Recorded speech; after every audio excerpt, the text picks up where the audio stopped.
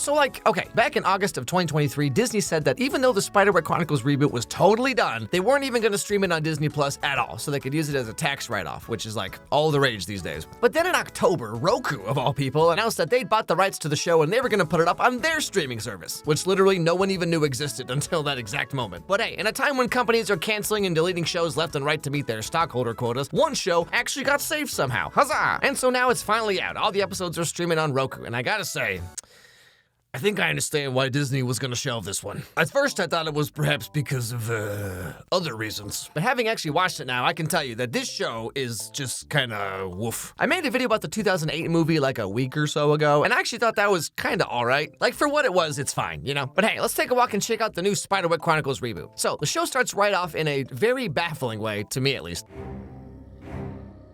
Where's my daughter?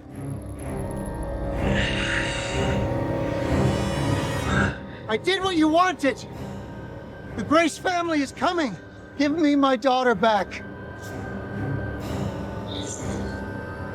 Uh-oh, this man's living every dad's worst nightmare. Daughter goes off to one music festival with her friends and comes back like, hey dad, this is my new boyfriend, Grognar, the unshowered. Yeah, I know he's like 3 times my age or whatever, but he said I was pretty, okay, so things are getting kind of serious. Hey, you got any extra nitrous oxide lying around? So then this guy gets eaten by a giant something or other, and who we learn a little bit later is actually a shadow demon monster pretending to be his daughter, comes out, and then this happens. My dread Lord Mulgarath. I believe it would benefit our righteous cause to refer to this flesh as Daddy. Daddy. But jokes aside, like right at the beginning, they just tell us who Mulgarath is. The whole setup for the story, in case you don't know, is that this family moves into this crazy old house in a new place, and it's full of all these cool, mysterious mysteries and stuff. But then like what should have been a big, important reveal maybe like midway through the show or so, it's just the first thing they tell you. Anyway, so then we meet the main characters of our story, Jared, Simon, Mallory, and their mom, Helen, as they move into a new town to get a fresh start. I'm not gonna let that ruin our move. This is going great. Grace family rule number 1? Don't be teabagged. I mean, this is probably good advice, I guess. So for some reason, they decided to set the show in Michigan and not Maine, where houses like this normally are. I don't know who would ever move to Michigan on purpose, but my sincerest sympathies. Anyway, so they enter the house, and it's all cool and old Victorian and stuff. Your great-grandpa Arthur planted this tree. It's called the Manchineal tree. They call the fruit death apples. Indigenous people use them to ward off evil spirits. They're poison, so if you see an apple growing, toss it. Oh, by the way, kids, there's a death apple tree in the middle of the house, you know, just Midwestern things. This is like when your friend buys a used car on Craigslist and he's like, okay, so the door doesn't close at all and the floor's made of plastic wrap. There's also like an 18% chance the car might explode at any moment. So hop on in, let's go cruising for chicks. The setup of the show is that this family moves back into the mom's childhood home because she got divorced. So the family's made up of Simon, who's the nerdy, nice, do-gooder kind of guy. Mallory's kind of hot-headed and loves fencing. And then, of course, there's Jared, the local problem child, who can't quite seem to stop getting mad all the time and breaking rules and being a bad boy. Skateboard. Arthur was an eccentric and an entomologist. That means he studied insects. I don't need you to translate for me, Simon. I'm not stupid. Debatable. Huh. Well, at least I didn't ask Athena Wynn how to pluck my unibrow. You went through my DMs? I'm so gonna end you! I don't know, my dude. I feel like looking at any girl's DMs in 2024 would be a horrifying experience. But deep down, Jared's upset at himself because he thinks that the family was split up because of him. Simon's nice and funny. He knows what a herpetologist is. Everyone loves Simon. Everyone hates me. It's my fault we had to move here. But so in the meantime, Jared just has this huge chip on his shoulder about literally everything. How fun! So this house used to belong to their great-great-grandfather, Arthur Spiderwick. And he lived here with his daughter, Helen's aunt, Lucinda, who in the years since then has become regarded as kind of a little bit, you know what I mean? The plant. Stop selling sunshine. This is a house with walls and doors and mushrooms. I know this is hard. Divorce and your dad staying in Brooklyn, but since your great aunt Lucinda is Nuttier than a squirrel on Molly? Nuttier than a squirrel on Molly. I found a psychiatrist in Henson, Dr. Brower. He's been analyzing your aunt Lucinda's case. Lucinda is my favorite person ever. I've told you all her stories about ogres and wood elves and her invisible little boggart friend Thimbletat. But then she believed her stories were true. Well, you're never gonna believe what's about to happen. Anyway, so then the kids finally move in and start unpacking all their stuff. And like I said, we see how Mallory's really into fencing and like, wait, hold on, sorry. Okay, I know we got fairies and goblins and stuff in this show, but like what teenage girl in 2024 is gonna have a life-size freaking Nick Jonas? Like, yeah, okay, Spiderwick Chronicles, I can only suspend my disbelief for so long. Now that night, a little something spooky happens. Simon, did you hear that? So, Jared picks up Mallory's fencing sword with the loudest, most unnecessary sound effect and goes off on his own to investigate whatever the sound was. Blood.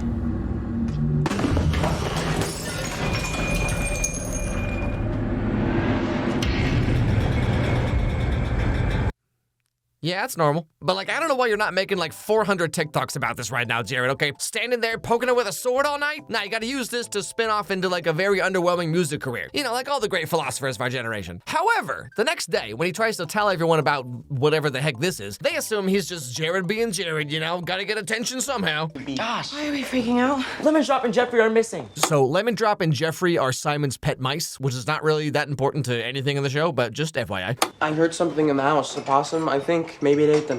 Maybe it was Lemon Drop and Jeffrey. No, it was bigger. Wait, probably the thing that made those scratch marks. I stabbed it with mouse sword. What, you touched my gear? What was that? That was the most normal human noise I've ever heard in my life. What, you touched my gear? Anyway, so just kind of ignoring all that for some reason, everyone goes about their day. Like Jared goes to this group therapy thing for kids like him who have dumb, stupid families who don't understand. I'm Emiko, that's Hatcher. Welcome to the group. We're like a messed up, heavily medicated Avengers. I'm Jared. This whole town lags. Kids think denim jackets and Crocs are on trend. I like Crocs. Duh, me too. But like ironically. Why is the show written this way? And while this is all happening, Mallory goes to the local fencing school to get started on all of that and has a very strange run-in with the teacher there. Like this scene is just so weird. I wouldn't let not being able to see stop me from getting what I want. Show me. With your mind. Mental fencing. I drop to midline. Hard riposte. Feint, touch point. I keep my distance. Nullify the trap. Feint. Parry. Counter. Riposte. Basara Soto, touch point. I cannot teach you, Mallory Grace. Solve e coagula. It's alchemy. It means dissolve and coagulate. Something must be broken down before it can be built up again. You know, this show is so try-hard. Like, who talks like this? Ma'am, you are 17. What is even happening right now? Why is everyone in the show like this? You know, in watching all these shows and movies like I do, I think a big problem with screenwriters recently is it feels like they watch a lot of movies and stuff, but they don't really interact with actual human people. So when they write characters and dialogue, it's like everyone talks and acts like this instead of an actual relatable person. But whatever. Anyway, so going back to Jared for a second, Jared's had enough of this teen angst nonsense and leaves to go find his mom, who is currently visiting Lucinda in the sanatorium. And when he gets there, he overhears a very interesting conversation.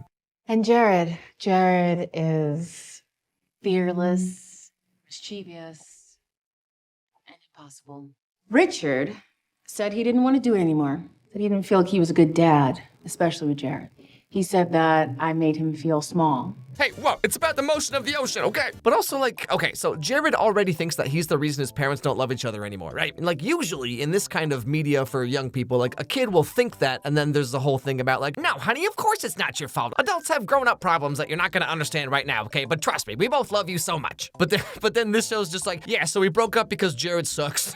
Like, what? So later that night at dinner, once again, there's a strange noise coming from the walls, just like Jared said, okay, guys, it wasn't made up for attention.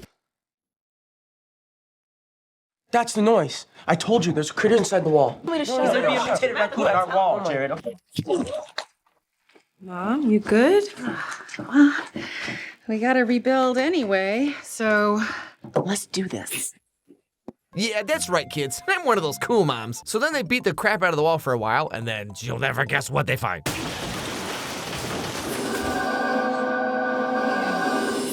What the heck? It's a dumbwaiter. tiny elevator that takes food between floors, but I don't know why it was covered up. I'm talking about the mausoleum. Let's see where it goes. No. No way. This is too dangerous. You guys clean this up. Wait, what? This was your idea, Mom. You told us to do this. Come on, guys, let's tear down this wall together. It'll be fun. Ah, jeez, what is all this? Clean this up right now. Like, excuse me, ma'am? Now, turns out, dead rats aside, this is a dumbwaiter that goes up to some kind of mysterious somewhere. And Jared wants to check it out because he does not listen to true crime podcasts, clearly. But Simon is not having any of this nonsense, thank you very much. Jared! Jared, I said don't go! The hell is wrong with you, man? Can't you for once just leave it alone? I'm so sick of defending you, Jared. At school, what do I get for helping you? I had to leave everything I loved. Okay, my friends, our house, Dad. Yeah, Simon, I feel like you might be misdirecting your anger a little bit. I get the impression we're not really talking about the wall anymore. It's like when you're dating someone and they get mad at you for forgetting to, like, take out the trash or whatever, but then they hit you with and another thing, and then proceeds to list everything you've ever done since you were, like, 5. And don't even get me started on how you stood up Jessica at the Sadie Hawkins dance junior year. Honey, that was like 10 years before I even met you. And yet it's still fresh in my mind. Anyway, so after all of that, Jared decides to just go up there by himself anyway. Just raw dogging that wood right there, giving himself a splinter the size of a large cat. So he goes up the little elevator thing, and what do you know? He finds an old room full of some weird stuff.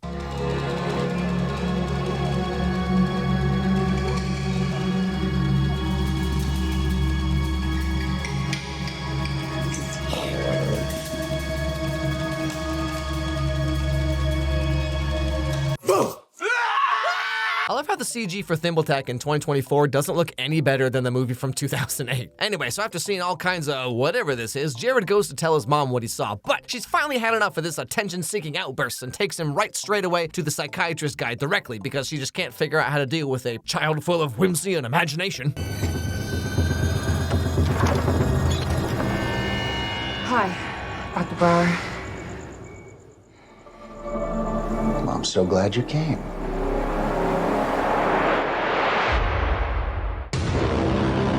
And that's how the show gets started. So, yeah. I really actually wanted this show to be good, okay? Like, I mean, with Percy Jackson, for example, the movies were so bad, and the rebooted TV series set out to, like, correct all that. And by all accounts, the show was actually pretty good. But then, for whatever reason, this show got the exact opposite treatment, where, like, almost nothing in the show is from the books. They very loosely adapted Book 1 and Book 5, and then just tossed out the entire middle part in favor of their own original characters and storylines, all of which are very underdeveloped and not that interesting, to be honest. I think the biggest issue is just the way that everyone in the show talks is so... like, it's just so try-hard. It's like when that Powerpuff Girls adaptation script leaked a few years ago and it was just, like, so bad. This show is about on the same level as that. I don't really have a lot of experience with Spiderwick Chronicles in general, but just as a show itself, this reboot is kinda not very good. Hey everybody, thanks for watching this video. If you liked it, please watch another one, because that's how the algorithm works. So click on this one that's being recommended to you right now, right here on the screen. It actually helps a lot if you do that, because, like, that's how YouTube knows that my videos are worth caring about. Also, if you have any movies or TV shows you'd like to recommend, send me an email at alexmeyerscontact@gmail.com, and I'll put them on my absurdly long list of movies that I need to get to at some point. Anyway, hope I made your day a little bit better, and I'll see you all next time.